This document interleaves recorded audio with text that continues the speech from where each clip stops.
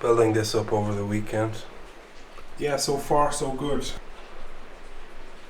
This is the first one, so I think it has a certain kind of a charm, I suppose. Like this. I like the way this sort of recesses. This comes back in.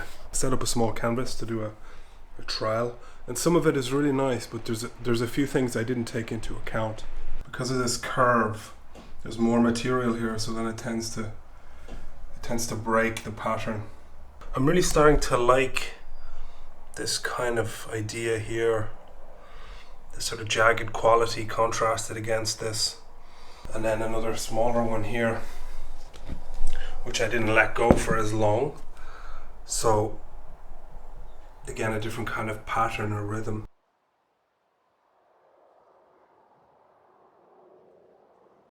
This morning, this piece is a scaled up version of an earlier study. There's this beautiful shadow here, the texture, but I'm really starting to understand certain kinds of marks.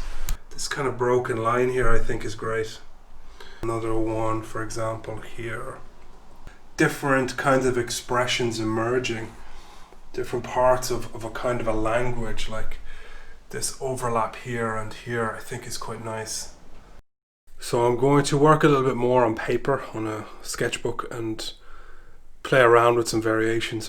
So this week and last week I've also been applying for some grants, and the process is really arduous. Just to find that language to say exactly what I'm doing or why I'm doing it and how it could be important to others. It can be quite tricky. Changing it up this morning. This is a colour study. I just worked up a palette here. I think it reads well. There's a few things I need to adjust. For example, not enough pigment here. It looks like it's a little bit too thin. In some cases this is a bit too thin as well, where there's kind of interference, but on the whole these are very small tweaks which I can adjust for the larger piece.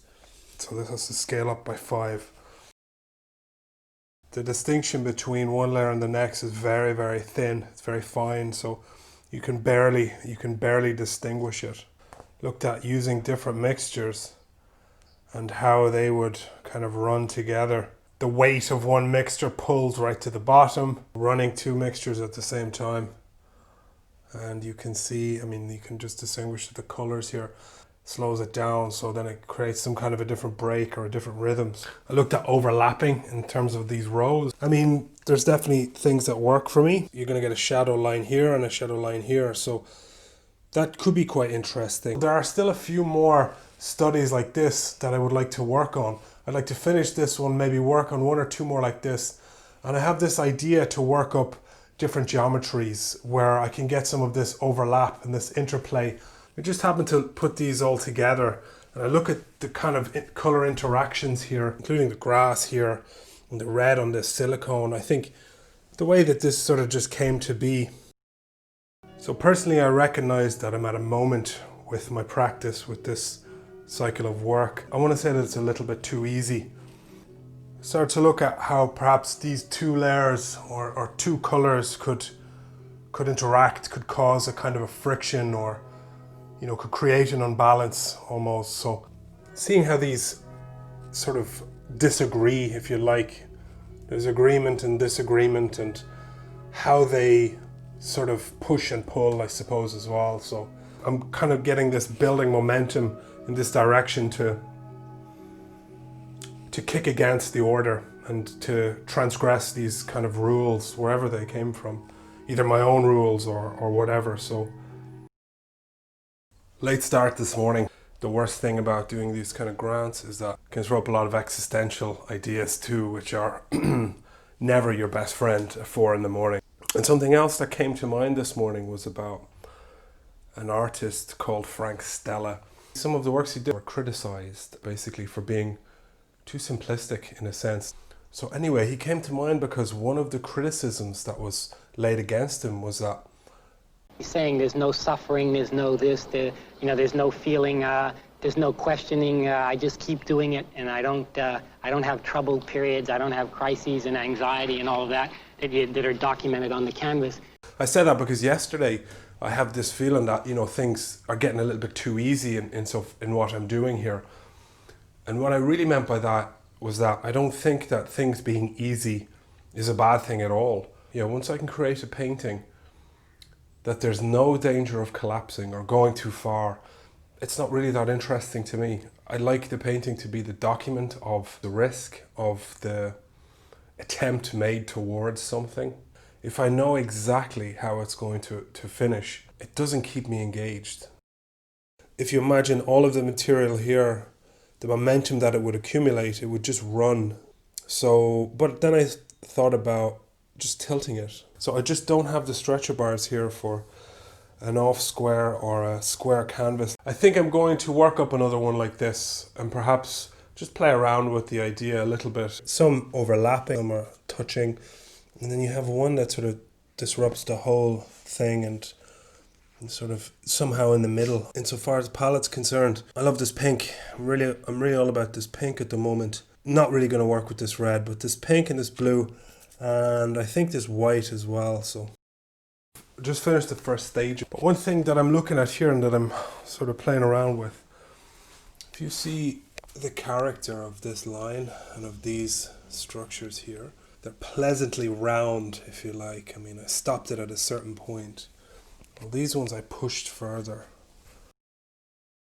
Picking up details this morning. Yeah, I still need to see it with this piece in the back here. Continuing to look at some color palettes. Yeah, planning up some other pieces. But what I'm seeing here, which is important, here, cracks here as well. It could be a question that if I left it on the canvas, perhaps it wouldn't have cracked. This is another one I worked on. I just remove it from these bars and use the bars again. In this case, these beads or pearls don't really read the same, but you can see the effect of this open white plane here and here. It's like perfectly smooth, almost perfectly smooth.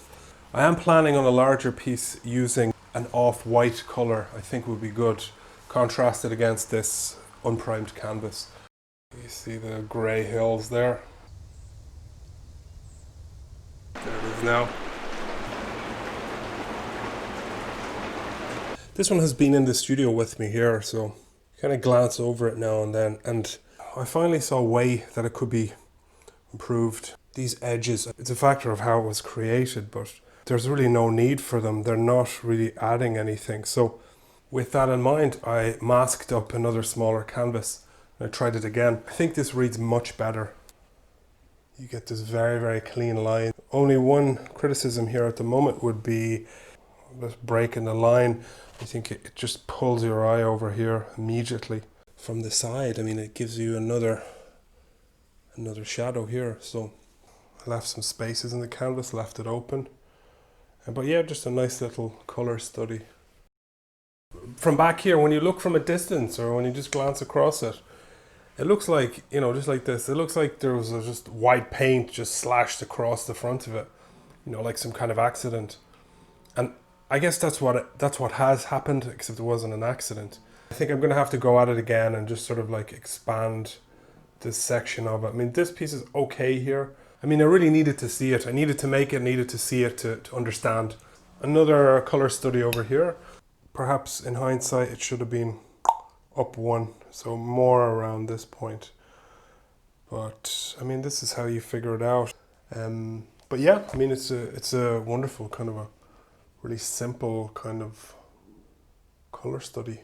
I'd really like to try a piece with these colors, but I'm now also thinking on into kind of a broader palette, thinking about all these details which I'm figuring out here, like in these smaller studies, and going to refine them forward in the direction of a larger piece. We can have a quick look here. So gone from kind of these quite muted colors or quite conservative palette here, pushing out into kind of more familiar colors for me. Yeah, even green. I tend not to use a lot of green, but when I do, it has to be right. It has to be the right shade. That's really it for me this week. I am actually exhausted from all of this kind of reflection necessary for this grant application and lost sleep, so it kind of throws you off throws you out of sync a little bit, and so it's all part of this process. It's all part of this inner work, and of course how that comes out in the studio and in these pieces as well. So yeah, so I'm really looking forward to rest this weekend. As always, take care of your mind, and talk to you next week.